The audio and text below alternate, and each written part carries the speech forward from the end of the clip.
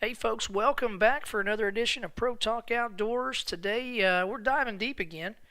Today's episode going to be more of a roundtable type discussion, introducing team member Todd Harbin into the podcasting world, and then also Eric Sparkman joined us as well as Wyatt Rivers, and a lot of information in this one. We talk a lot about what led to our success during the spring turkey season. We also talk about some food plotting, some mineral, share some old hunting stories, some things that kind of mean something to us. And then we also discuss a little bit about the Indiana DNR's decision and on not to have a bobcat season. And we all share our thoughts and opinions on that. So a lot of information in this episode. Hope you enjoy it. Before we get to that real quick, just some real quick information thanks to our sponsors, Real World Wildlife Products, Matthews Archery, Wicked Tree Gear, Glacier Coolers, and then of course Muzzy Broadheads, Nocturnal Lighted Nocks. Couldn't do what we do without their support. So get out and support those folks. And here we go. We're going to roll right into it. Here's episode 3 of Diving Deep, Pro Talk Outdoors. Hope you enjoy.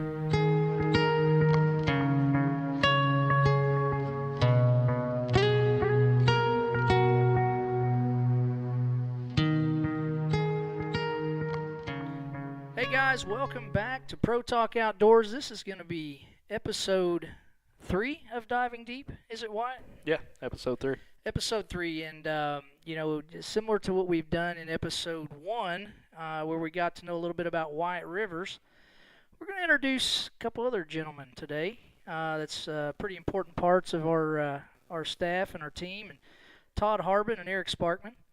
And talk a little bit about our turkey season and kind of catch up a little bit about what we're doing right now, preparation for some food plots and mineral, those kind of things, and just kind of getting to know a little bit about what these guys stand for and who they are a little bit. Yeah, sounds good to me. I'll introduce Todd since I've probably known Todd the longest. Todd and I have been hunting together for, gosh, Todd, how many years have we been? Well, ever since we've been hunting. So it's I'm 30 and started hunting when I was 8, and you're 29 and started hunting when you were 7. So about 22 years, I guess. So it's been a long time. It's been a good time. Yeah. We've shared a lot of stuff together. So without further ado, let's talk to Todd a little bit. Todd Harbin. What's the word, brother? Hold that mic a little bit closer there. A little better there? Act like you like it. Right there. There you go. Oh. Yeah, so Todd and I have something in common that, a lot of people may not know, but a pretty important fact. We're both grenadiers. Grenadiers. Grenadiers, go get 'em, grow grenadiers. I said grow. Go get them. Yeah. Grow. Yeah. He's growing food plots right now. Yeah, growing food plots. But no, yeah, we both played college baseball Yep. at Indiana University Southeast. So, yeah. Yep. We're brothers. That's right. We've known each other for a long time. Didn't even know it, but we knew each other. Yeah. So, Todd, I guess give us a little bit of a background. Just kind of, what does the outdoors mean to you? What is hunting for you? Hunting, it's life. I got started in it at a young age. My father, Wyatt's dad, got us both into it, around about the same time, and grew up hunting and fishing, and it's basically an everyday lifestyle for us. I think that's the same for all these guys, but definitely means the world to me. Means a lot. So you guys, you and Wyatt were hunting together when you were little kids, basically. Yeah. Started together. Yep. Kind of similar to what Eric and I did. We Yeah. kind of started hunting in the early years together. Do you remember that time when we were back here behind the house and it was deer season? It was bow deer season, and my dad wouldn't let us go out with a gun. We were squirrel hunting, right? And my dad wouldn't let us go with a gun. But he's like, "Here, take a bow." Gave us a bunch of flu-flus and stuff. And we're back here and we're standing up next to the tree, just with like field points and small game points and stuff. We were young. Like 7 or 8, but we just had an itch, and we had that little buck come in on us. Like 5-10 yards. And we went back to the house. We're like, we could have killed him. We could have killed him. What are you thinking? You know, but it's just so many memories like that with Todd. I mean, and those are like some of my probably favorite memories in the outdoors. Yeah, most definitely. You know, some of the best memories. You know, me and you together at a young age. You know, wouldn't trade it for the world. Looking back now, you know. So, okay, tell us. Let's hear a first deer story. First deer story. I remember that day. I was 7, shotgun season.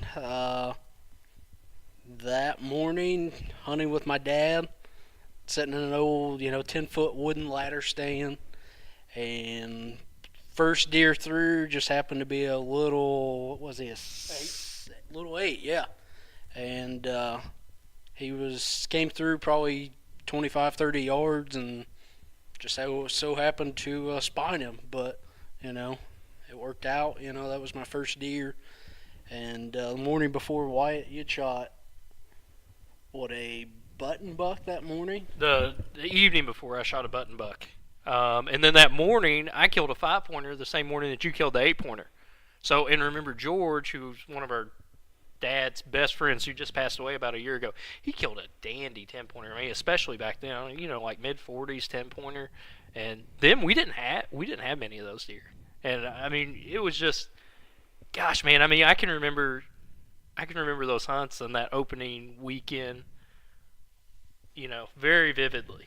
So I mean, just because of everything that was going on, that was like our first, I think, kind of. And it wasn't like deer camp because we were hunting here by the house, but and we had been involved.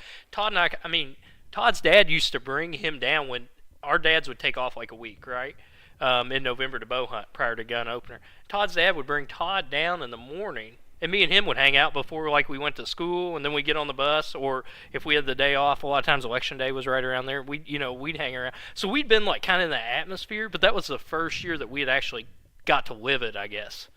It was super, super cool. I mean, it was just, it couldn't have went any better. I'm glad that neither one of us, I think, too, like, I'm glad that neither one of us killed that deer that George killed, like the real big one. Yeah, because I think that would have ruined us in some regards. Like, we needed to kind of grow, I mean, they were small bucks, but we were small kids, and it was a progression. It kept the fire, kept the drive. Yeah, most definitely, yeah. So, all three of you guys, you two and George killed deer in the same day. Same morning. Same morning, yeah. Wow. Yep. Get any good pictures of that? Yeah. Yeah, we've got a few. I know we've got a few there. I'd love to see those sometime. Yeah. They're interesting. Yeah, I bet those are pretty They neat. were interesting. Squirrels. Yeah, a couple of squirrels, no doubt about it. That'd be pretty interesting there. So, when did you start bow hunting, Todd? Honestly, I probably gun hunted my first couple years. I was probably 10 or so. What were you, probably 10 or 11 roughly? I was 10. Yeah, when I got my first bow and got it for Christmas, a little PSE Bandit. I think you started with the same thing, but got started with that and, practiced that first, the winter, spring, summer months, and got to go out, that next fall, which, it was, I didn't shoot my first deer with a bow until I was probably 15 or so, but, started at 10 years old roughly, into the archery game. So definitely, as I've grown older, that's that's the funnest route for me. I'm not against gun hunting, that kind of stuff, but definitely a strong passion for archery. Yeah, and not only do you have that strong passion for archery, I mean that kind of now everybody, as they've gotten their Matthews triaxes in. Yep. You've got to set the bows up for everybody. Yep. Started out setting up Wyatt's, set up mine, set up JP's, and now Craig's. And I'll tell you what, they're great shooters, solid bows. Have you been working on bows for a long time? Been working on them, tinkering on them since I was probably 18, 19. So just got had an interest there, got started into it.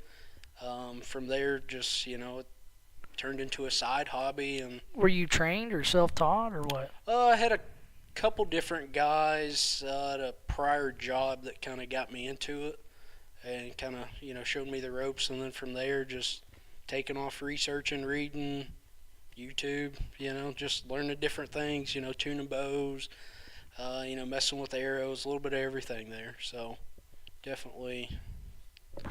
What do you think about YouTube? I mean, like, I know that's kind of everybody's go-to if they have something that they don't really know about. Do you ever get anything on there, like just look at something that's like really wrong? Like you watch a video thinking that you're learning something, but you're like learning how to totally do it wrong because because anybody can load up a YouTube video, Oh yeah, right? yeah. Anybody that has a computer can do that. So, but yeah, I mean, there's definitely a lot of informational stuff on there that can teach anybody. That being said, there's also a lot of stuff that maybe I wouldn't suggest, but to each their own. So. Maybe some questionable stuff there as well. Yeah, right. Yeah, so I mean that's pretty interesting. So, tell us about the triax in general. I mean, you just said it was a good shooting bow. You've set up a good number of them already. You've got your own. Yep.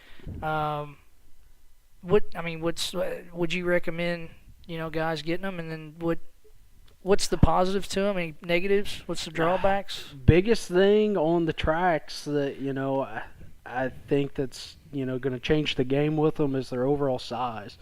Blind hunters. Some prior bows that I had, loved them, but in a blind, they were big.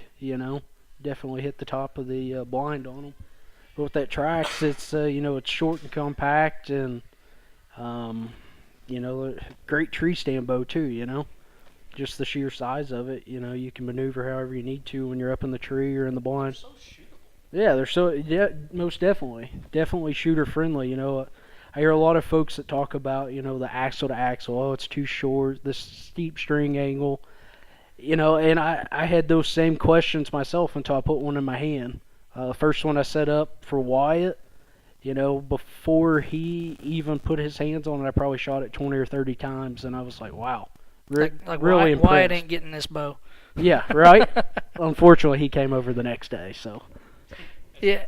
So, and you actually, you put it to use this spring. You killed your Indiana turkey with one, Yeah, right? I actually shot my first archery turkey this spring. So, years prior, I've never had the patience, That's probably a good point. Maybe we should talk a little bit about our spring turkey season. I mean, we're at the tail end of it. It's done. I mean, Indiana season's over. I mean, unless somebody gets a wild here and goes out to another state. Yeah.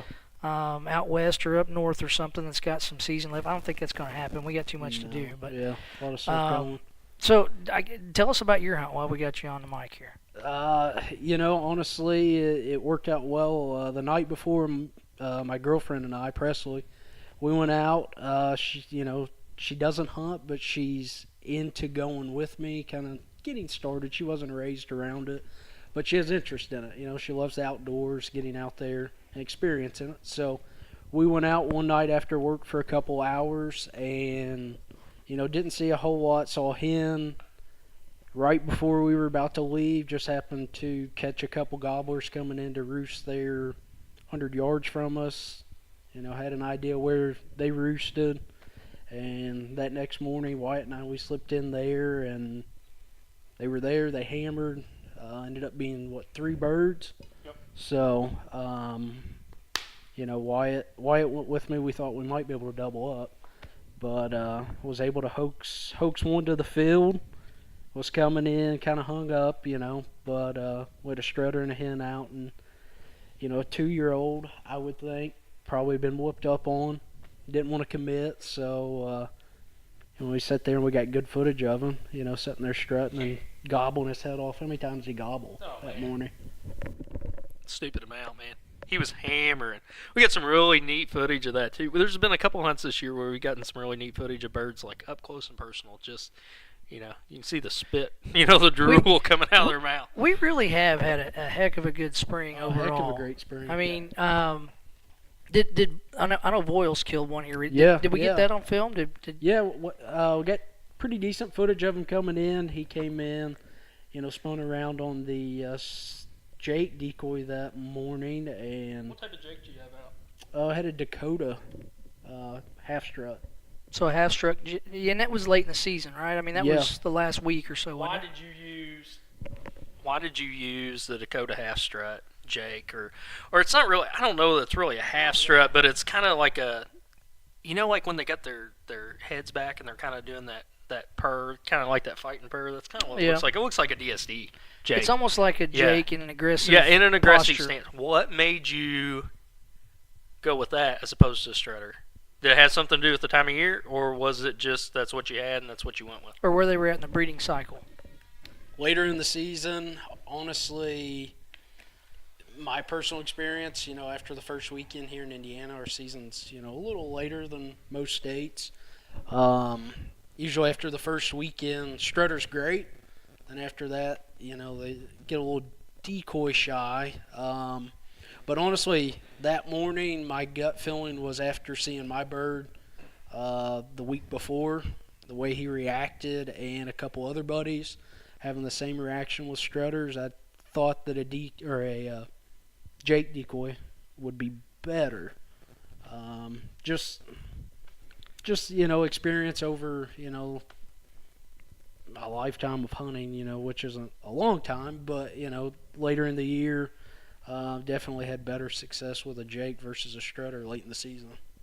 That brings up a really good point because, I mean, and I know just for me personally, I feel like I've gained a whole lot of knowledge this spring just by, hunting with everybody else and kind of, learning a little bit about, how you hunt, how Wyatt hunts, how Craig hunts. I spent time with Eric. I spent time. I spent a lot of time in the blind with different guys, and I was able to kind of, gain some knowledge from everybody, and not just in calling or how to call or when to call or what type of call to throw at a bird in a given situation, but also the decoy placements. And I'll give you an example on that, Todd. I know Kaysen, when you and I took Kaysen out, a 10-year-old Kaysen Owens for the youth hunt, man, that was like the best hunt ever, wasn't it? I mean, was that not awesome? Hands down, one of the most memorable.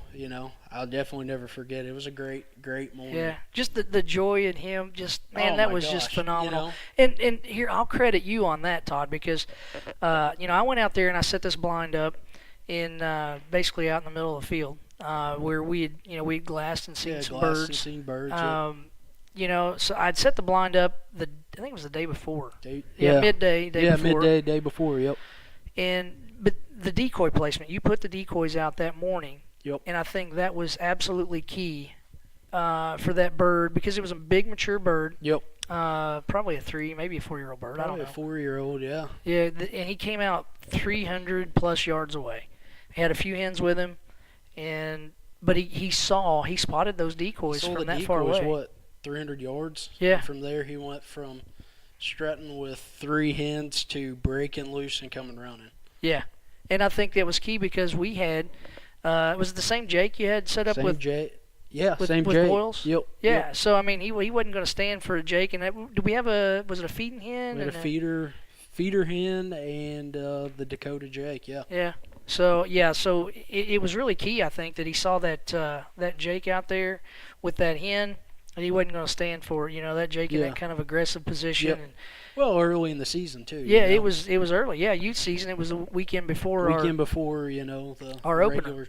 Yeah. Opener, so that we had a great hunt there. I know we've talked a little bit on the podcast also about the trip that Eric and I had out to Nebraska, which was absolutely phenomenal. Yeah, y'all had a great hunt out Speaking of that, pass that mic over there to Eric. He's sitting over there. Eric Sparkman, everybody. How you doing? Hold that a little closer there. Is that better? There you go. Sound good there, Eric. And I know Eric's been on the podcast, just a little bit, but that's been like over a year ago, wasn't it? Yeah, it's been a while. Yeah. Been quite a while. But we should probably talk a little bit about our Nebraska turkey season. Sure. What do you want to talk about? What's your thoughts on it? It was definitely a trip of a lifetime so far. I mean, I've never been out of state to hunt anything, so I mean that was a first. So other than Kentucky. Yeah, but I mean, that was, that was an 18-hour drive to go Yeah. turkey hunt for a week. So it was pretty cool. Different country and different scenery, and It was so neat. Like as soon as we get off the interstate, and we were going all the way to the northwest corner of the state of Nebraska, it's around the Chadron area, right? Cadron. So, but it was like as soon as you get off the interstate, it's like the scenery completely changed. Everything was different. I don't even know what you call it. The kind of hills that there were there. The landscaping was just, it was just rolling hills and Ponderosa pines. yeah, just grass fields and pine trees. Yeah, but it was beautiful, and then took us a little while to figure them out. We, the first day we got there, we just kind of rode around, and if I'm speaking for both of us, we were kind of lost, right? Oh, absolutely, yeah. We really didn't know what to do or where we were going to go, and where we were going to hunt at, and we kind of right at the last bit of daylight, the day before the opener, we decided, hey, this is where we got to hunt, right? And we went to this ranch. And got there just in time to see some birds going by to go roost. And we kind of knew exactly where they were going to roost at, so we just went down there and popped up the blind that morning. And I don't think we were prepared for what we saw that morning. No, not at all. It was to kind of back up a little bit, our expectations were a little different, I think, on the way out there, because we had watched, some YouTube videos and some other videos from, I guess, some other podcast guests, and the number of birds were just unreal. So it gave us the illusion that you just go out there and there's just birds everywhere. That was our plan, to get out there, is just drive around and say, oh yeah, we'll just go hunt some public ground and just pop up a blind because there's just so many birds everywhere. But it really wasn't the case. There was a lot of birds, but they were isolated to just certain areas or certain farms. Yeah, they were still winter groups, winter flocks. They weren't broken up at all. They weren't spread out. So you either on them or you weren't. Right. And fortunately we got on some birds. Day one we had a heck of a show there. I'll let you tell it. Oh Lord, it was we got in there obviously before daylight and popped the blind up and set our decoys up and waited for daybreak, and I don't know, it was fairly early, and you just heard them clucking and gobbling, and it wasn't, here in Indiana we're used to, you might hear one gobble here and then you'll hear a gobble on the other farm over there, but it was just, it sounded like 100 birds just gobbling and clucking, and it was unreal. And not just sounded. It was 100. It was. Yeah. And then we didn't see them come off the roost, but as daybreak was coming, we could see up the, I don't know, we were kind of like in a little ditch or valley or whatever, and we just started seeing little black dots kind of coming out, and it was just, are those turkeys? Are those turkeys? It's and like a solid line. Yeah, and as it got lighter, it was just like, oh wow, there's 50, 60 birds just coming this way. It was unreal. And is it just me, or does it seem like in Nebraska those birds hit the ground a lot earlier? Oh yeah, it was way like early. dark. Yeah. Like I'm not even sure if you were in tight on them when they flew down. I don't think it would be shooting light. Like I really don't think you could legally go ahead and shoot those birds, because it was too dark to shoot, for one. Yeah. Yeah, absolutely. But fortunately, the opening morning we were in a good spot, and we had a bird that, after a lot of them filtered through, didn't come in close. It kind of shied away from our decoys, really. Yeah, we weren't sure if it was the blind, because I think the farmer told us that some other people's in the year past had come Eric, down. The rancher. I'm sorry, the rancher. Yeah, I got He made that mistake out there. Yeah, we said we referred to it as a farm, and no, this is a ranch. Yeah, I got corrected very sternly that this is not a farm, it's a ranch. So the rancher had told us that there was like a little brush pile there that we were going to set up by, and he said, oh yeah, everybody just sits behind that brush pile, and they don't like the blinds. They shy away from blinds. We thought, well, we know how to turkey hunt. We hunt out of blinds, so that's what we done. And so they did shy away. So I don't know if it was the blind or the decoys, or maybe just their natural pattern, the way they were going. But they that first group did shy away, and We did have a Tom at the end that kind of was strutting around behind the whole crowd, and He was the most aggressive out of the yeah, entire he was. group. He was probably a more mature bird, and then so eventually he seen the decoys, and he did like the rest of them. He come running in just like he was ready to whip somebody's butt, and of course I'd never shot a turkey with a bow and never shot a bow out of a blind, so it was a little bit of a challenge, and he come in, and I misjudged him, I guess. I thought he was a little closer, and he was a little farther away, and so the first shot was a miss. But a good show. Yeah, it was an awesome first day. We don't have to talk about our misses. Everybody misses. Yeah. That's probably your best quote ever. Everybody misses. I'm not ashamed. Everybody misses. Yeah, but anyway, we ended up the last day of the hunt. We'll fast forward a little bit, not to just, stick on that, but the last day of the hunt, we had a lot of snow come in, 6-7 inches of snow coming down, and you killed your bird in the morning. Yep. And I killed mine in the evening, so we doubled up on the last day of our trip, essentially, and made it a good success there in Nebraska, and came back home, and that's where we rolled into the youth season. We already talked about. Hold on to that mic, Eric. We got to get back on. We'll get back to that here in a minute. We're going to go on turkeys for a minute. I was going to say we got to talk about you growing up in the outdoors a little bit, but so let's talk a little bit about Matthew's hunt. We haven't talked about that at all. I mean, you not only did Todd and I take out Kaysen, but you and Craig and Josh took out Matthew on opening day of youth season as well. Yeah, we sure did. Matthew's a little bashful, so it's a little hard to pull some words out of him, but he was super duper excited to go. I know I'd been talking to Josh. Josh is one of our real good friends. It's his son. Matthew's 11. And, by the way, if you have a tractor or anything needs some work done on it, absolutely, Southern truck, Indiana, tractor, anything. Yeah. Josh Cox, right? Josh Cox. Does good work. He's as good a mechanic as they come, and he's a heck of a lot more reasonable than a lot of people. So he owns just a his good own guy. business. Yeah, just a good dude.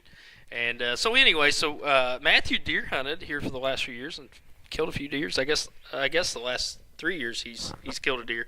So but he never turkey hunted. Josh hadn't either. So we went in. It was a complete and total fiasco of a morning.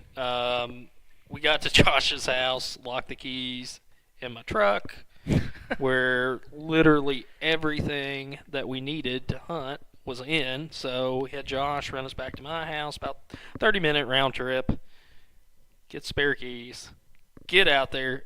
It's late. It's breaking day. Bust birds off the roost right next to the blind. I mean, they're roosted right next to the blind. So, anyway, so we got in there. I mean, we were all pretty down.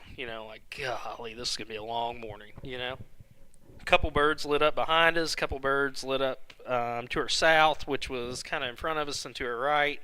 And so we're like, oh, okay, well, maybe these will work, who knows. And honestly, I think busting those hens that we busted off the roost, and we could tell they were hens because it was that daylight when we got in there.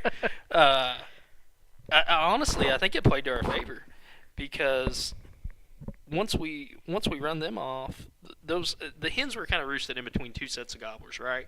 So those birds were coming, Threw down a couple fly down cackles, some cuts and stuff once they hit the ground, just some yelps, some assembly yelps, because I knew that they kind of cackled when they flew off, and had some alarm putts and stuff like that. So I wanted to kind of reassure those birds that were gobbling close by, because they didn't gobble a ton. I mean, I think that they were a little bit nervous of the situation, right? So I just kind of wanted to reassure them. And man, I tell you what, Matthew, actually, it was kind of cool because Matthew's the first one that saw him too. And I mean, they were charging the strutter. Absolutely, hardcore, huh? Absolutely getting it. I mean, two birds, two 2-year-olds running in, and there again, fiasco. Matthew, we were hunting in like a fixed position blind that Josh had built, and So it's pretty loud in there. It's made out of like aluminum siding, like you'd use on your barn or whatever, metal siding. Right. And so anyway, so he had to get his earbuds or his earphones on and stuff like that, so the gunshot wasn't super loud. So we were trying to do that. I mean, and one of the birds caught us, and I yelped at him again, and he calmed back down. They just kept beating on it, and finally we're sitting there, we're like, make sure you only shoot one. Make sure you only shoot one. Because they were tight. They were tight, man. And but anyways, I guess the moral of the story is Matthew only shot one and killed his bird. Super happy. I think you'll see in the video, it's about the only time you'll see the kid smile. But I mean, he was super, super, super stoked. And Kason killed a bird that morning. It was just a perfect morning, man. We were both done by what, 7:30? Yeah. Yeah, it was very early. We killed it like 6:50. You guys killed just a little bit after us, or maybe it was 7 when we killed. Yeah, but, I mean, at that point right there, I don't think we even needed to kill another bird all spring, and I think all of us would have said we've had a really good spring. Oh yeah, absolutely. Well, and even all right, so let's predate that a little bit. The weekend before, with Dale, we went with Dale Lunsford, our buddy, that's a veteran and stuff that we deer hunted with and stuff, and we went down to his place down in Kentucky. Kentucky season comes in a little earlier than ours, so me and Dave and Todd and Boyles and Campbell went down there and met up with, and Craig went for a day. We met up for the weekend down there, weekend turkey hunting, and honestly, our hopes weren't super high after the first day of scouting, but one property had a lot of birds on it, so first thing that morning, slow kind of for all of us. I mean, there were some birds gobbling and stuff, but not a ton. We were coming out that morning about 11 and spotted a bird by himself, set up a blind, got it set up, called him in. He was kind of shying away. I don't know, man. He was you could see in the video he had some hooks on him. He was an older bird, so yeah.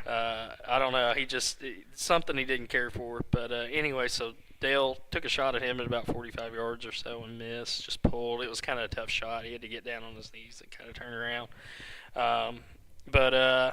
So we got back in the blind. We went back to the house for 30 minutes, ate some lunch, got back in the blind by, what, 1:30? Yeah, something like that. I mean, yeah. It was early.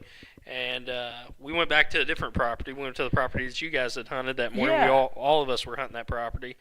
And by 4:30, Dale was tagged out. So birds started gobbling, and it was several birds actually hammering. It was a weird year, man, because the birds were really grouped up. What about how that bird hammered from 2:30 on? Have you all ever heard a bird fire up? Yeah, and no, that's the thing. Like, gobble that much? It was so interesting because I sit with Campbell that morning, and we heard some birds in that location gobbling off the roof. Right. So that's kind of like so that's what the plan was like, bring Dale down, set him out on the kind of, I guess that'd be the south side of that area, that ridge. Yeah. Bottom. And so he'd be in a position maybe to get one of those birds there. Right. That you could call in. But and Campbell and I, we were like, well, we're just going to move a blind in tight there because we know where they're going to go roost. We're going to move a blind in tight, and we started to go in there, and we heard them firing up, and we're like, we can't go in there. We're going to screw everybody's hunt up if we walk in there right now. So we pretty much took ourselves out of the equation. We literally just kind of found a log at first, and just kind of put all of our gear there by it and popped our chairs up and was just sitting there talking. Well, as we were talking, we didn't even put the blind up. These birds started, it sounded like they were getting closer to us. We're like, we probably ought to put the blind up and get in it. So we did. And, we did a little bit of calling, not much. But these birds, like you said, Todd, I think they started at like 1:30, 2 o'clock. 1:30, 2 o'clock, somewhere in there. And they gobbled non-stop. Non-stop. Until Dale killed Yeah, one. until he shot his bird. I mean, it was... Well, what was so weird about it to me was... Am I loud? No, it's Sorry, good. You're my good. bad. What was so weird about it to me was... Shut up. How those birds were gobbling so much and they wouldn't commit, right? I mean, it took forever to get them to do anything. Purrs. Yeah, the fight and purr is what finally did it, and it really was. It just was so. It was just such a weird. It was such a weird year. Like there were so many instances this year that I thought were like, wow, this is just weird. Because usually, like those birds down in Kentucky, I think like here in Indiana, we opened up the 25th, and Kentucky usually opens around the 15th, 16th, somewhere around there. I think our seasons were they weren't flopped by any means, but I think our season was delayed. Like Kentucky's season, the birds were still super grouped up, and like a bunch of gobblers running with a bunch of hens and things like that. And then in Indiana, what we usually experience in Kentucky is you can't call at them hard enough. I mean, and they're just running in, know. And that was kind of our opening week here in Indiana. I've talked to a few different people that would agree. And the only thing, I have absolutely no scientific evidence to back this up. It's all theory, so don't take this for any more than it's worth. But the only thing that I can attribute that to is the ground temperature. And I know, like, talking to some farmers, like, when our season opened up, ground temperature was 48, 49 degrees.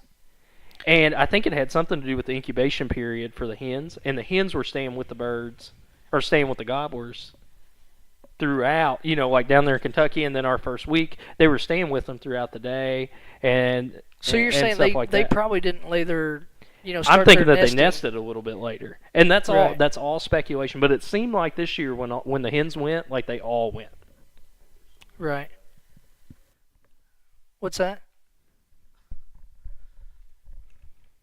I think there's some weight to that because, if you look at deer, and not just deer, but almost any animal during their breeding cycle,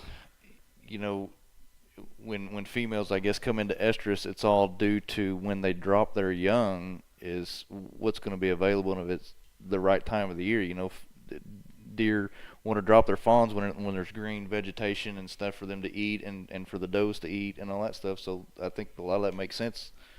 It makes sense to me because if if the ground's too cold, that's not good on eggs. If she's going to sit on eggs, so obviously they want to wait for the ground temperature to. And the lack of foliage. There's a lot of, if there's not a foliage there, they're going to get. Yeah, I mean, the animals, predation's going to have a bigger effect on. On the hens. They can always adjust their cycle or whatever that scientific term is. When they want to drop their young. I think maybe we just solved the problem.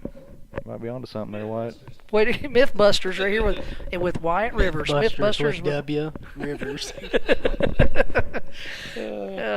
But true story though. I mean, it was kind of a different than what we were accustomed to. Yeah, it was. But in a really good way. I think. Yeah, it was just really a different year. It wasn't necessarily a bad year. I mean, we had a great year collectively.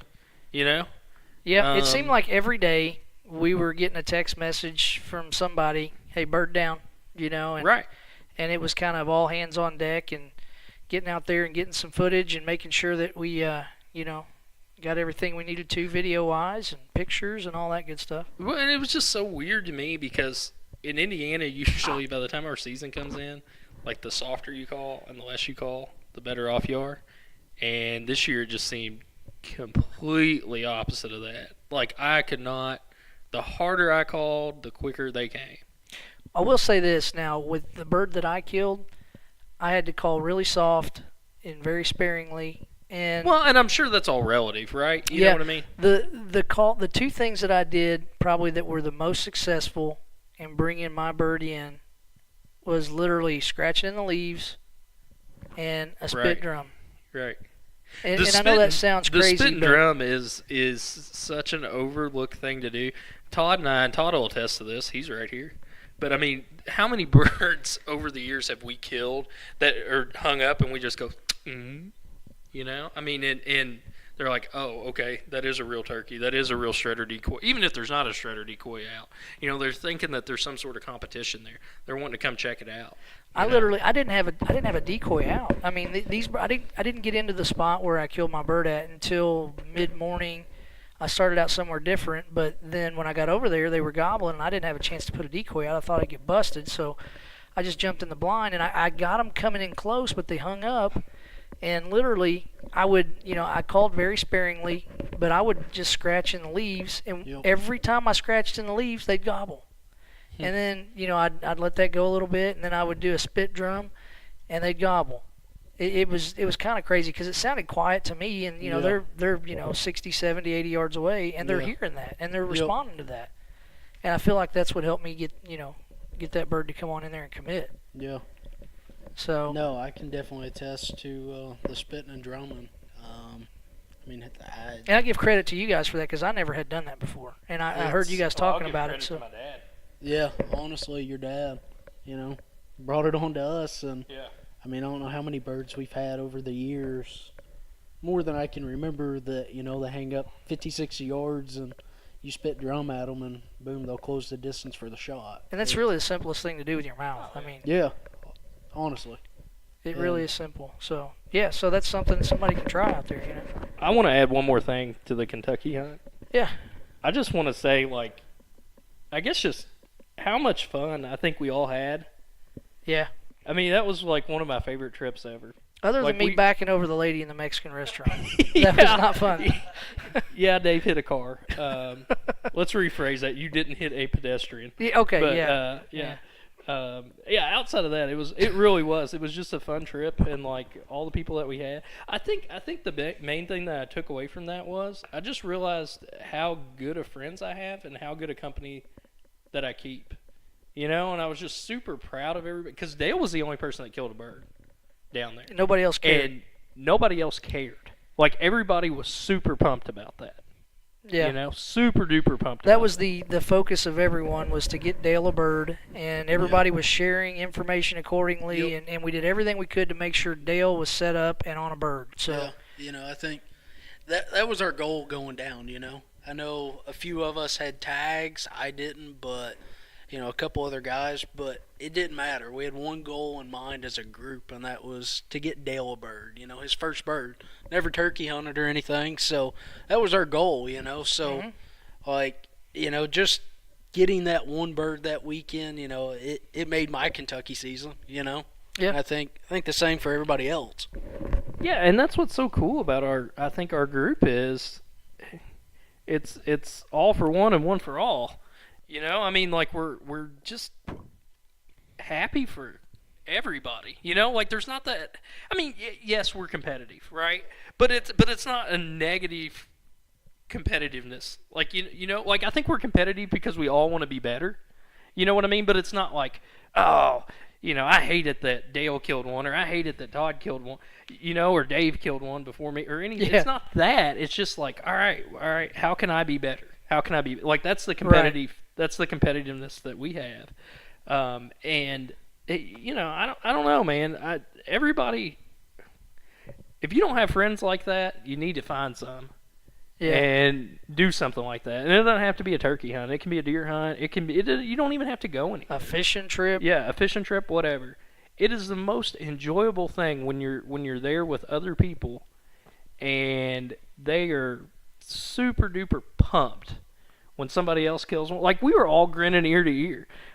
You and Campbell walk up, and you and Campbell hug Dale, and you're like, tell us about it. You know what I mean? Then here comes Todd and Boyles, and it's what happened, dude? I mean, everybody was just super stoked. Nobody cared about how their hunt went. It wasn't oh, I'm so bummed out that I didn't kill. None of that. It was just I'll say this about Campbell, because I'd met him before, spent a little bit of time with him, and nice guy. Kind of reminds me a lot of Eric. I agree. They're a whole lot alike. Yep, Kind of yep. the same kind of guys, a little bit. Weird. But just a little bit strange.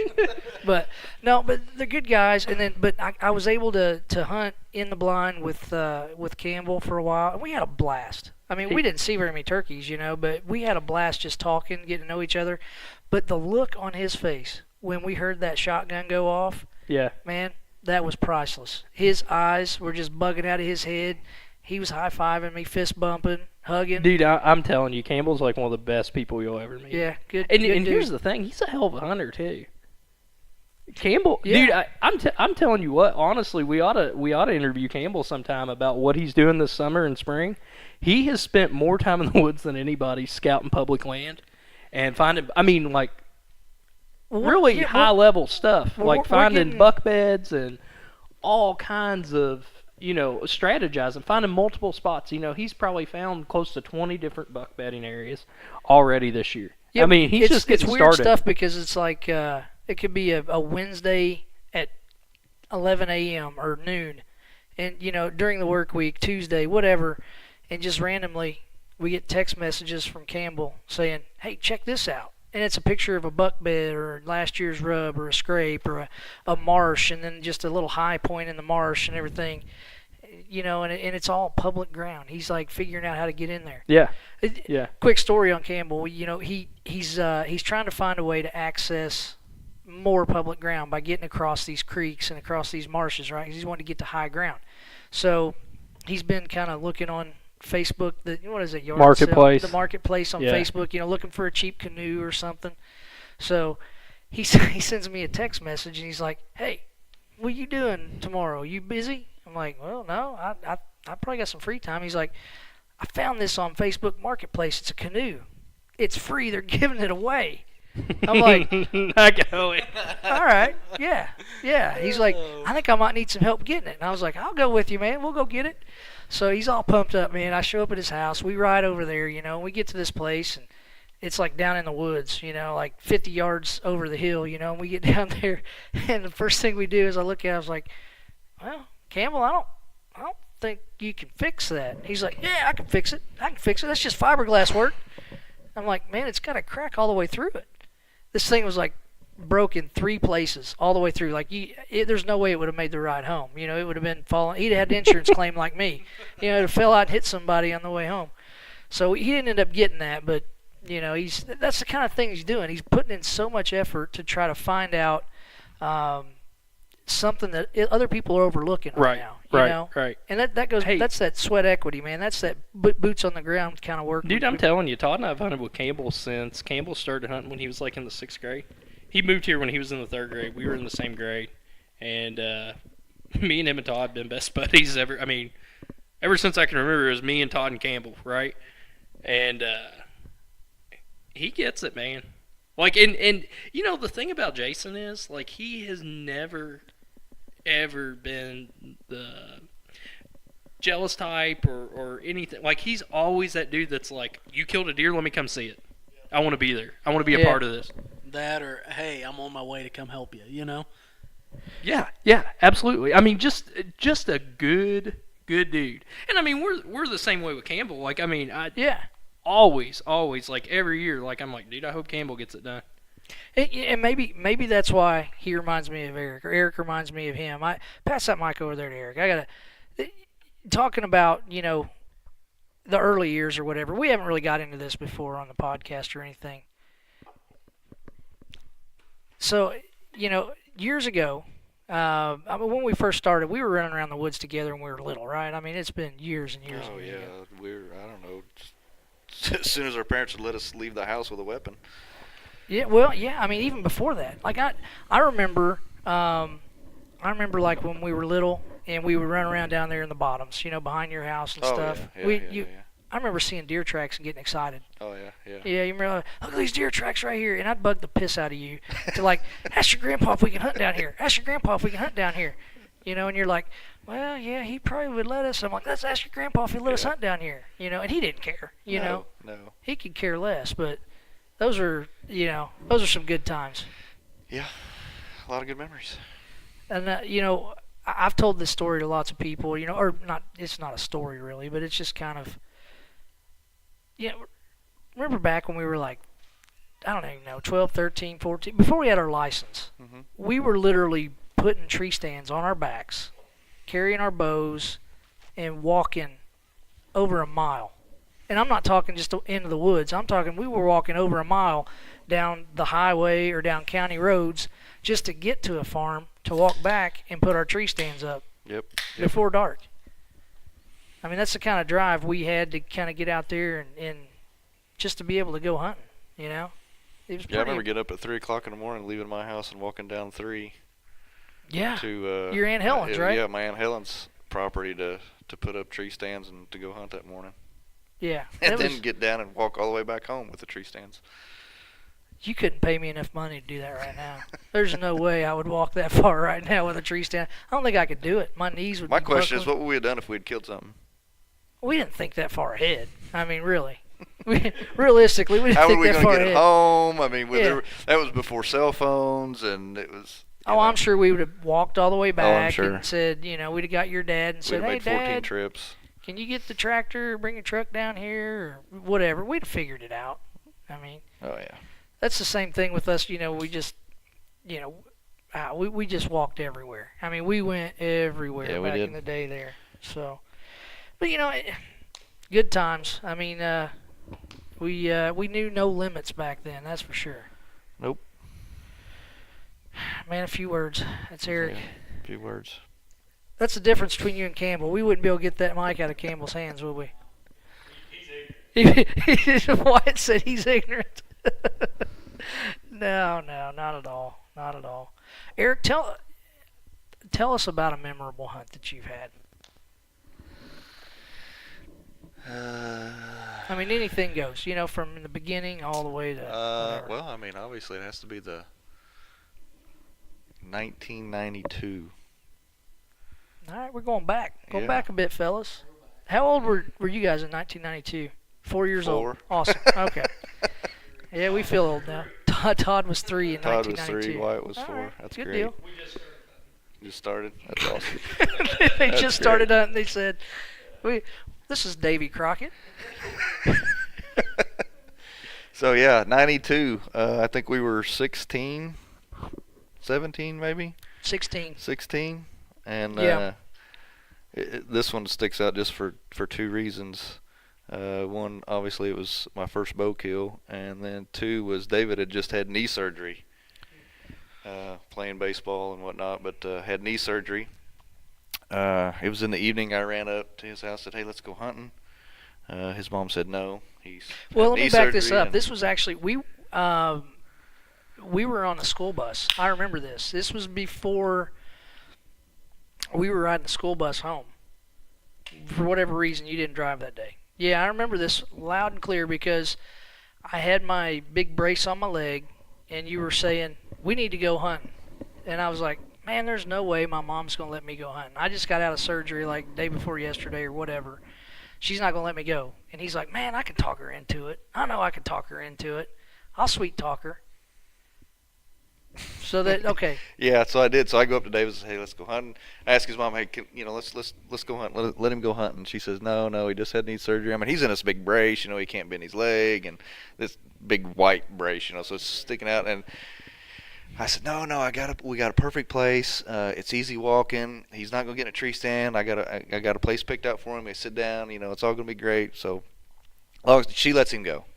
So we go down there and we set up. And actually, my dad had been hunting this area, and he didn't go that evening. So I go in his tree stand, climb up, and then of course this 9-pointer comes in late evening and walks right underneath the tree stand, and I shoot him, hit him, he takes off running, and I'm just, of course it's the first deer I've ever killed, and really the first buck I guess I've even had remotely close, because back then, we were young and didn't know what was going on, so we would spook deer and jump deer and seen deer from a distance, but I hit the deer, and it takes off, and I run up to David to get him, and there he is in his leg, and the brace on his leg, and I'm like, hey, and of course he has a different version of the story. Yeah, okay, so I'm sitting there on the edge of this field, and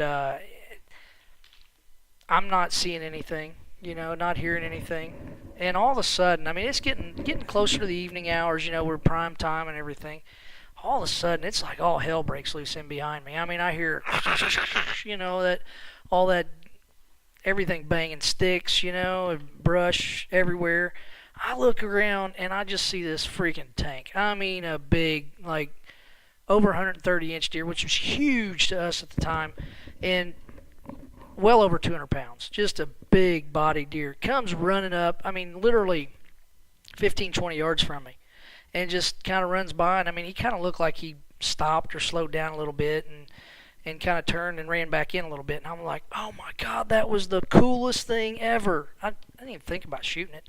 Couldn't have shot it. I mean, it's too much brush back there. But I mean, picking up my bow never even entered my mind. I don't know what I was thinking, but I just thought it was the coolest experience. I didn't know that Eric had just shot that deer. So Eric comes walking out of the woods, and I'm like all excited to tell him about the deer I saw. So he comes walking out, and I'm like, dude, did you see that buck? And I'm just telling him, I won't shut up. I'm just talking about this big buck come by, man. It was just huge. It was coming running by me. And Eric is like totally speechless. He's like,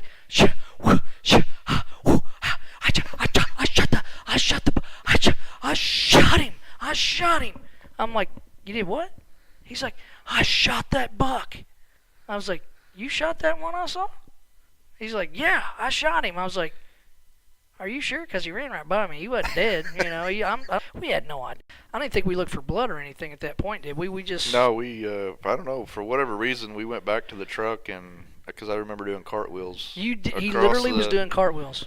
Yeah, it was I don't know, it was a long field. It was Eric really long, but I did cartwheels down the whole field going back to the truck. I was so excited. I think we went back to get my dad or something. And would you guys do cartwheels if you got excited about something? Okay. I don't know. I don't think I could have pulled it off. I couldn't have pulled it off then because of my knee surgery. No, but I'll give you props, though. We went back and we got my dad, and I'll never forget that. I bust through the door, and I'm like, hey, Dad, I just shot a buck and shot a big deer. And he's, are you sure? Are you sure you hit it? You know, are you sure? I'm like, yeah, Dad, I got it. I hit it. So he gets up and gets his stuff on, and he worked third shift at the time, so he went down, and David went with us in the knee brace and all that mess. Yeah, they were telling me you don't have to go. You can stay back like hell, man. I'm not missing this for nothing. I'm on this blood trail. The important part of this story is the woods we were hunting had been logged out just a few years prior, so there was a lot of tree tops, and it was just really nasty and thick. My mom would have killed me if she knew I was climbing over those logs and stuff in there. Yeah, she would have skinned us. She may kill me after she hears this, but... Yeah, but I have to give you props for that. You stuck right there with it. I think me, you, and Dad, and I think my cousins come down. Yeah, I think was Jeff there? Yeah, we all tracked it, had coon lights, and found a little bit of blood, and tracked it, and found the deer, and then of course dragging it out was a nightmare. But yeah, we got it drug out to the edge of the field, and then your dad hit it with the truck. Yeah, Dad ran over it with the truck. So yeah, that was a great hunt. Good times. Yeah, that was definitely a memorable hunt there. Todd, Yep. How about you? Memorable hunt. Give me one. Most memorable. Yep. Hold that mic a little closer there, buddy. I mean, there are honestly two that I think will definitely stick to me the rest of my life. First one was 2015, I believe. Wyatt was actually with me. And the reason why I say this one, late season, Wyatt was going out with me. He had already shot a buck that year, yes. Yeah. And was taking the video camera. We had nice deer, probably 1/5. Actually, he taped out, 156 roughly. But anyways, regardless, he came out 200 yards, ended up snort-wheezing that deer in. Got a shot at him at 50 yards. That's one. But honestly, last year's deer, probably the most memorable. Just because a deer that we had all wanted to see and lay eyes on last year, JD. That morning, got to finally lay eyes on him, 3-year-old that was probably low 170s. Wyatt was actually with me again this time, videoing, and 3-year-old 170s at 10 yards. And you passed him up. Passed him. Okay. Too much potential. I'm going to ask you this question, Todd. Yep, and I want the absolute, honest, raw answer here. Yep. What was going through your head as JD was walking out of your life last year? I hope he survives. Oh, that's a cop-out answer. Actually, I Come hope on. he survives. And Were you kind of secretly kicking yourself a little bit? honestly, no. Okay. As soon as I laid you're a eyes better on man him, than I am. I would have wanted to pass as well. Don't get me wrong. Wyatt and I, we both looked at each other, and I said, not many people can say they just passed a booner, but more importantly, he was a 3-year-old booner that has a lot of potential for this upcoming season. I was in the tree. Todd passed him in good faith. I mean, it wasn't like That's wasn't good. like some weird deal where he couldn't get a shot or anything like that. No, yeah. And we saw him early that morning at like what 8:30 or something, chasing a doe on the other ridge. And I got him in the binoculars, and we could see he had a flyer coming off his left G2. You could see that, and we're like, no, it's JD. And from that point on, like, we were aware. Had we not known that deer coming in right then, I mean, I could see anybody making that mistake. I mean, like, he showed up 30 yards behind us. It was damp. It had like rained that night. I mean, you couldn't hear anything. It was windy, and like he just was a ghost, and showed up 30 yards, I guess, in front of me behind Todd, and I saw him and I said, JD, and no, I mean, he passed him in good faith. I mean, my dad, he passed him a couple times, I guess, and this year, and I mean, but we said, here's the deal. We said, here's kind of how we left it on him, because we were up in the air at kind of the beginning of the season. We didn't know if he was a 4-year-old or a 3-year-old. We didn't have pictures of him, but we were just we're like, hey, some pictures look like he might have been 4. A lot of them look like he was 3. But I think we were kind of, I mean, me especially. Yeah, we were wanting him to be 4, because, I mean, he was a dandy. Yeah. But, it was kind of, we left it up like, hey, whoever sees him first, you make that call. Is he a shooter or is he a non-shooter?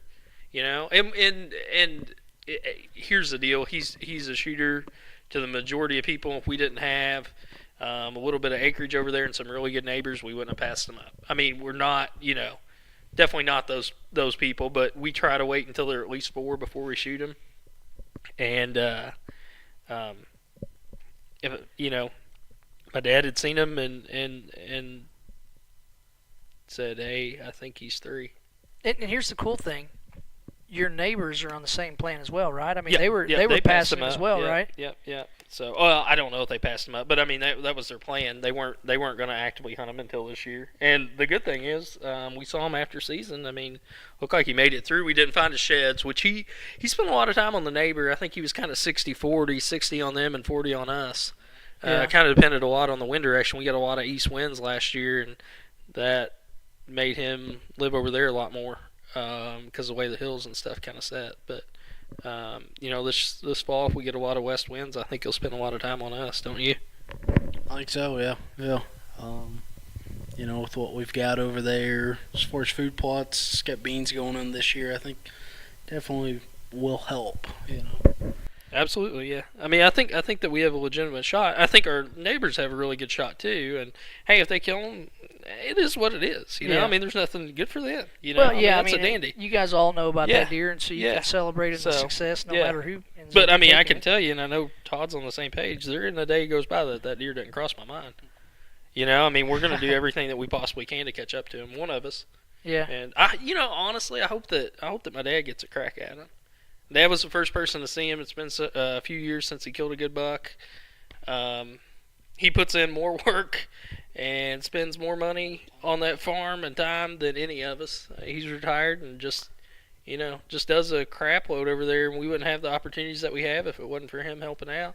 And two, like, he's the one that kind of started the whole, hey, let's really try to look at how old these deer are and what type of potential they have and things like that. I mean, he was kind of the forefront of that. So, I think it'd be fitting for him to be able to get them. And Well, I think he's got a good happen shot to a too. better guy. I mean, your dad is just top-notch individual. I mean, he'd do anything for anybody and help them out. Yeah, I mean, Just he a does, super man. guy. I mean, he's mentored, well, me and Todd and Campbell. I mean, a lot of people. I mean, when I was a kid, like, I had friends that I'd be like, hey, can we take this person out? I mean, another kid we went to high school with, Birchall. I mean, like, he doesn't hunt now, but he wanted to when we were in high school.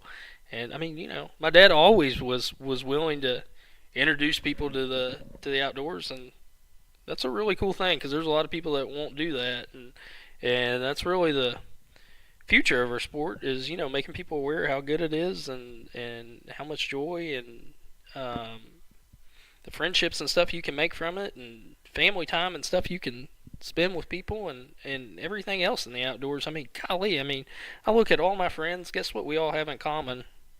We hunt and fish and I look at my family. I mean, I look at my wife, Kelly. I mean, some of my favorite memories with her, and I think she'd say the same things, or, stuff that we've done outside together. Not much better than the outdoors. No. What do you think, Todd? Absolutely, I think most definitely. Your dad was a huge influence, getting me started and, just growing up around him. Him, turning into who we are now. I owe a lot to him, So. That's important too. I mean, like Eric and I, when we got started, I don't really think we had anybody that kind of got us going, did they? I mean, we were pretty much Kind of like a first generation. yeah, we kind of just wanted to go do it. I mean, my brother hunted some. He still does some, but he's not serious about it. I mean, he does hunt. And he took me out. I give him complete credit. He took me out when I was younger, and got me going in the outdoors. I've shared a lot of really cool hunts with my brother. Some really memorable ones. Some that I'll never forget as long as I live. But I don't think he was kind of ripped up or tore up about it as much as what probably I am, or what Eric is. But so we didn't have as much of that probably as like what you had with your dad there, but some pretty cool experiences. And I got a question for you guys. all right, So, Indiana, I just saw a couple days ago. Indiana, they had a proposed Bobcat season. yeah. And it got voted down. What's, I guess, our thoughts on the season or the Bobcat population? Anything else? Dave, let's start with you, dude. What do you think? Okay, here's my take on it. I think without a doubt that there is a direct correlation with the rise in the bobcat population and the decline in the turkey population. Well, and quail and yes, rabbits. yes, and not just turkey. Yeah, fawn. there's a lot of fawn production. There is a direct correlation with that. There's no doubt that the amount of bobcats that we have now are hurting all the other species, and there's Right. something that needs to be done to control that. Right now, nothing can be legally done to cut them out, or to stop the growth of their population. I could see Eric's face; he's not sure he agrees with me on this, but I'm gonna go. I mean, and that's cool, dude. I mean, we Yeah, all have yeah, different exactly. opinions and thoughts on it. But- and I mean, I have my own. And here's the thing that I will honestly say this, and it chaps my ass a little bit, that I feel like the sole reason that the bobcat season got turned down was because of anti-hunters and petitioning our government, our state officials, our DNR, to shoot that season down and say that we don't need it. I really feel like that was a huge part of that. I don't know if it was just anti-hunters. I think that some of it was the non-hunting public, and I think it's just a misinformation. And maybe some of that has been provided by the anti-hunters, and I think some of it's probably the fault of hunters and people that are actually, seeing it out there. Maybe we're not making people as aware as we need to. The other problem is bobcats are incredibly reclusive. You just don't see near the amount that are out there, right? I mean, they're super duper reclusive. I mean, I can think of many accounts where I've had them sneak up on me, 20 yards behind me, and it'd be dead calm and crunchy leaves. And How long ago was this, though? 5-6 years. I mean, we've been seeing them for a dozen or more years. Well, and here's the thing now. In our area, I haven't laid eyes on a lot of bobcats. Yeah. I'll be the first to say that, but I'm starting to see them more on trail cameras. If I'm getting them on trail cameras, I know we've got them, and we've got decent numbers of them. Right. I don't think the eradication of bobcats is what needs to be done. No, I think no. they're a really, really neat creature. And to be completely honest, I don't know if shooting one is for me. Do I think their population needs to be controlled? Yeah, I do. And I think that if we don't open up some sort of season, and even if it's a limited bag number, and I think it should be, I don't think people should be able to go willy-nilly on them right now. I think that, I'd be happy if the neighbors shot them. You know what I mean? I don't know if it's for me, but I also understand the also see the direct correlation with the turkey population, the quail population, the rabbit population. The and I here again, I don't have any scientific studies to back this up, but I strongly believe that bobcats are going to be as detrimental on fawn reproduction, or fawns once they're maybe not fawn reproduction, but fawn survival recruitment. rate. Yeah, Yeah, the the survival recruitment rate yeah. of fawns as coyotes or anything else. Bobcats are just they're very good at what they do. I mean, they're specialist predators. They're phenomenal hunters, and look at your house cat. Yeah, Yeah. you can look at a house Yeah. cat. And, I mean, they can take down a rabbit. The house cats kill rabbits and squirrels. Oh, absolutely. Yeah. Without a problem. Yeah, And they're domestic. I mean, think about what a wildcat can do. Now, there again though, I don't know if it's for me to shoot one or not, and maybe if they sold a permit that I had to buy, then I'd probably buy one and I'd make the decision when the time came. But I do think that something eventually is going to have to be done, and I think that that's probably going to fall to us as hunters into our lap, because from what I've watched several videos and read several articles about it, and they said that the people that were against the bobcat season were much more organized than the people that were for it, right, and much more diligent in spreading the word. And as hunters, I think we struggle with that in a lot of capacity. I think there's some loudmouth hunters out there that maybe a lot of times those people don't speak for the whole population and kind of give some of us guys a bad name. And then you're more quiet people that are maybe a little bit more realistic and think a little bit more have a better with a thought sound process. mind. Yeah. A lot of times, they're a little bit quieter, and they don't take that opportunity to inform somebody when maybe they should. And by informing people, I mean the non-hunting public. It doesn't necessarily have to be anti-hunters, because the likelihood of us turning anti-hunters is not very good. But it's the people that don't hunt that we have to convince and say, hey, look, and maybe we do that with saying, hey, look at if bobcats start moving in your neighborhood, you guys have problems with coyotes now snatching up your dogs and cats. Bobcats are going to have the same effect, and they will. I mean, that's not BS. I mean, it'll happen. Yeah, it'll happen. Let's just give it time. I mean, look at Montana and Wyoming and stuff. The grizzly bears were on the endangered species list, and they did a reintroduction there into Yellowstone and surrounding areas. And look at how hard of a time they're having getting seasons open for grizzly bears now. And we're kind of having the same problem because bobcats were protected. And I think in a lot of people's eyes, once something's protected, then it's kind of warm and cuddly and fuzzy and cute and always and everything protected. else. And we should never. And they are. Yeah. But I mean, they are cute animals or whatever. But they're also incredibly efficient predators. That they are. Todd, what do you think about I think if a season was open, I would have a hard time.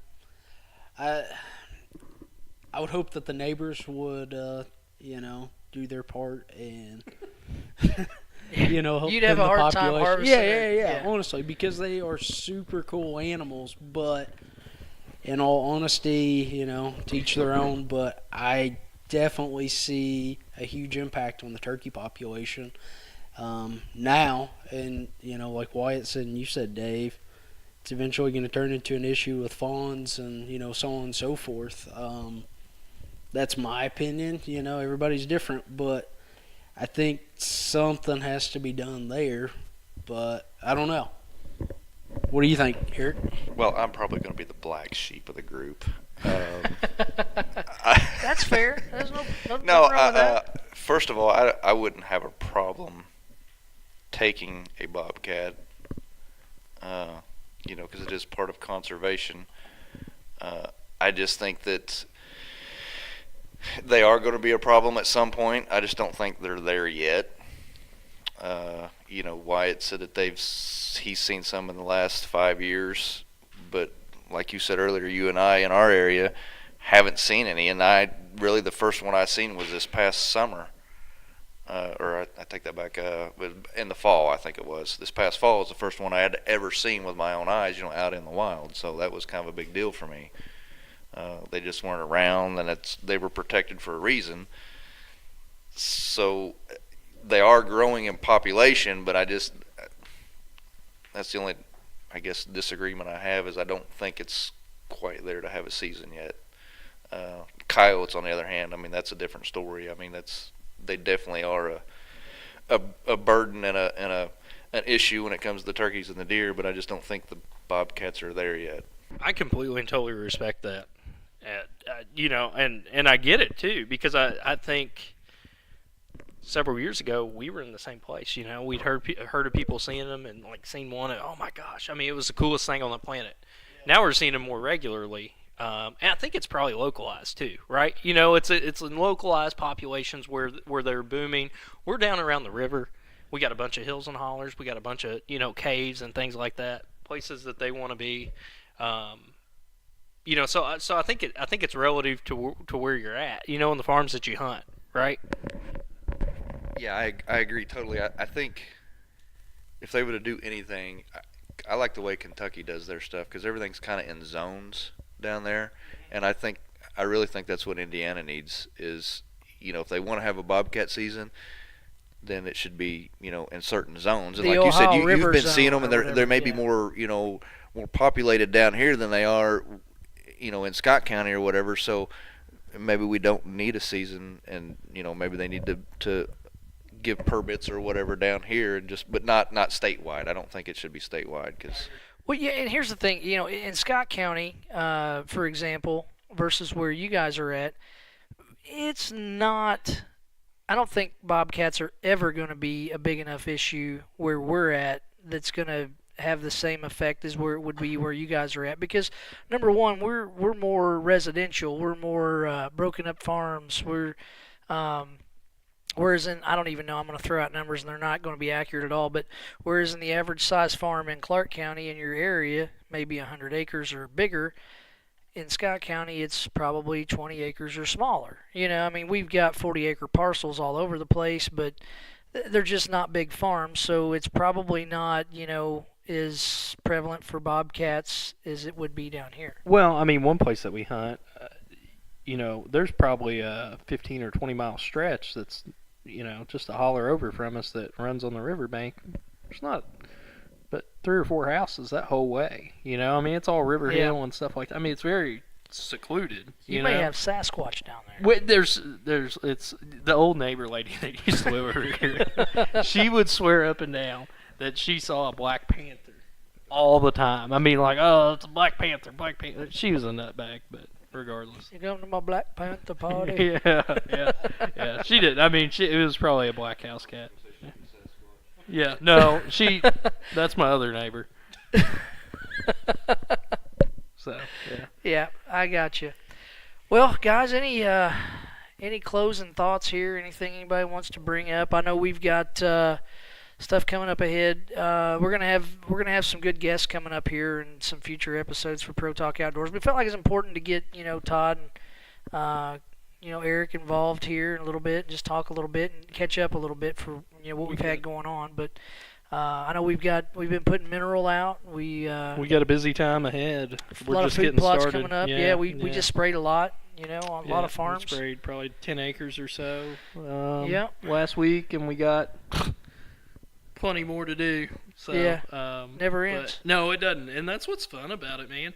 That's what people, different.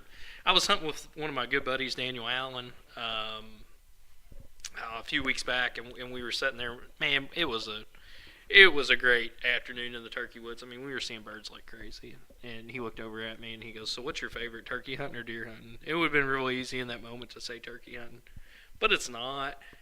And I love to turkey hunt. Don't get me wrong; it's so much fun, and there's so much camaraderie there with turkey hunting. It's just so much more relaxed, right? But deer hunting is just, I mean, it is a lifestyle. I mean, it is year-round, 365. You're thinking about something for deer. And that's what I love about it. It's an addiction. Yep. I mean, like, you just cannot shake it. Or I can't, And that's what's, I don't know. That's what's so appealing to deer season, A lot of people be complaining like, oh, I gotta put out food plots, and sometimes it sucks because it's 90 degrees out and you're sweating like a hog, and you got other stuff you'd rather be doing like swimming in the pool or fishing. But You guys may hear me sometime complain about being hot and putting mineral out or food plotting, but if you ever hear me complaining about that, you should know that I'm loving every second well, of that's it. how I am too. Even I may be complaining about it, there's nothing in the world I'd rather be doing at that moment. I constantly complain about something, so I just gotta. I'm just a little bit of a complainer. Yeah, that's me too, man. Yeah, but But I mean, it's just I don't know. It's a labor of love, and it's so cool if people have an opportunity to do it and haven't done it yet. Putting food plots out, it is so neat to be able to break that ground, or if you use a no-till drill or whatever. But you put something in the ground and you watch it grow, and then you watch deer eat it, and then if you're lucky enough to be able to kill a deer out of it, I mean, it's just I don't know, man. It's full circle. It's just so. It's a feeling like that you just cannot describe, and it's just a different.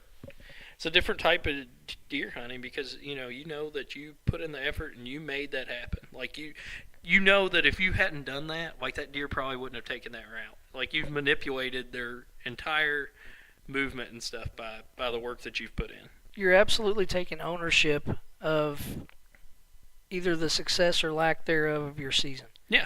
By doing those things. Yeah. And I know it hadn't been all that long ago that we didn't food plot. We didn't do those things. And, man, I sure don't ever want to go back to that because it's, in those months where I was looking around thinking, man, I wish it was closer to deer season so I could be doing something. There's always something to be done. There's parts of me that you said you don't ever want to go back. There's parts of me that that I want to continue to do food plots and stuff on private ground. But I also, Campbell especially, like he's just giving me the bug even more. I don't know, man. There's something about I just want to be able to kill a good deer on public. Just it would be totally different. I think it would be kind of eye opening and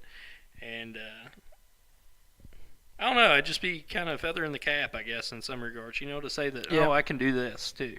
Yep, it's a different experience. I'm sure. I've not done it. I haven't either. I've never killed a deer in public, so I've never deer hunted on public. Well, I can't say that I mean, I have killed deer on public ground, but like in a military hunt, like big oaks or a reservoir. Yeah, or but that's like a little that. bit different too. Yeah, it's different. Yeah, it's not just open to any hunting at any time kind of thing. Yeah. So a little bit different.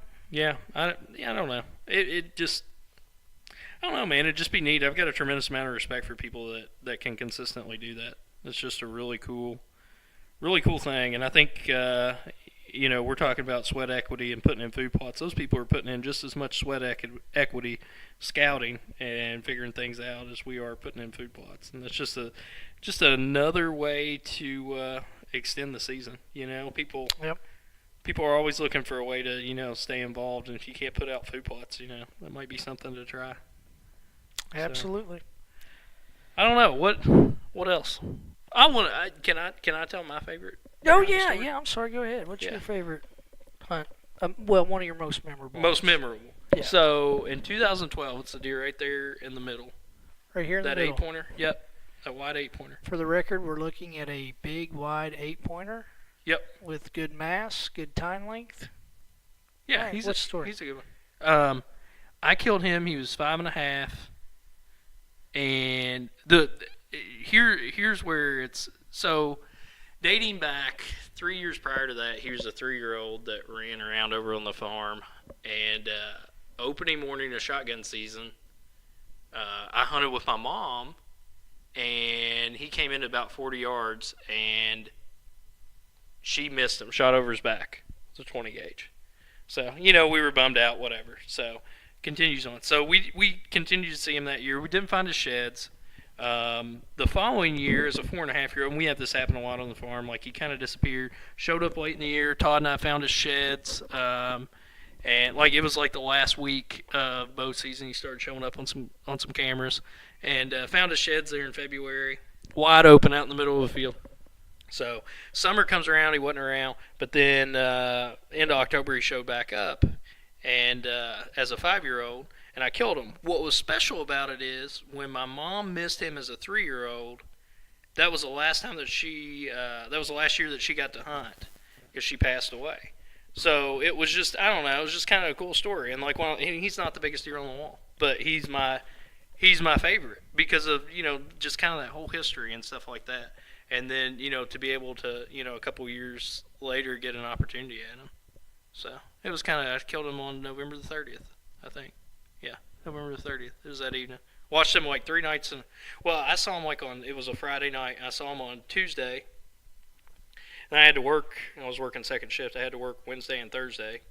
And my dad saw him both those days because he hunted where I was. And then the wind switched. So then I went in and was able to get in tight with him and shot him that night. So it was That's kinda, pretty yeah, remarkable.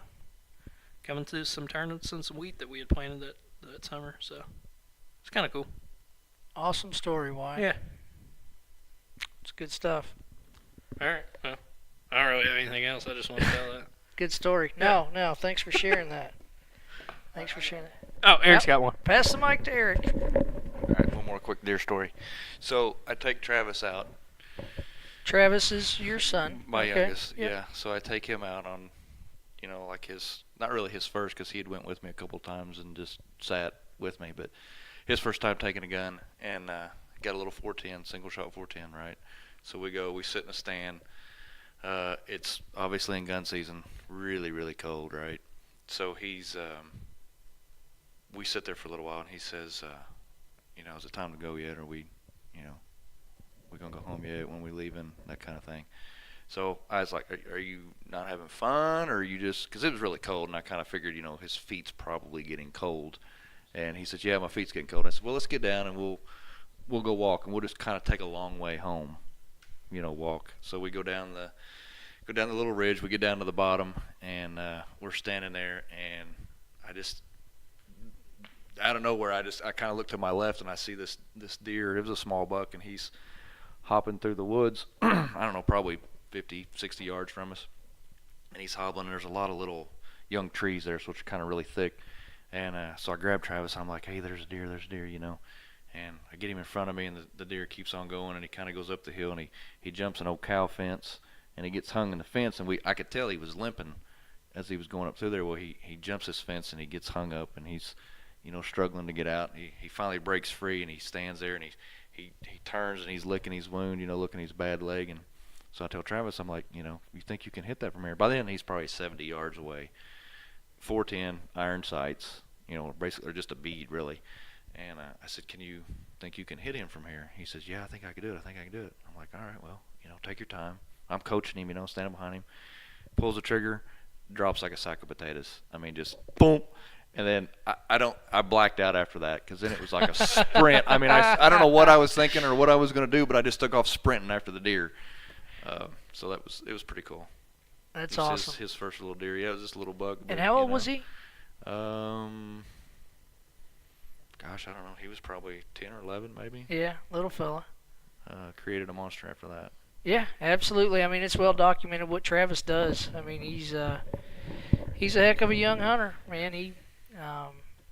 He's out there all the time. Came back from college this past weekend, killed a turkey last weekend of the Indiana season. So. Yeah. I just had to tell that story. I would have felt good if I didn't share that one. No, good deal. All right, well. Gotta be a good dad.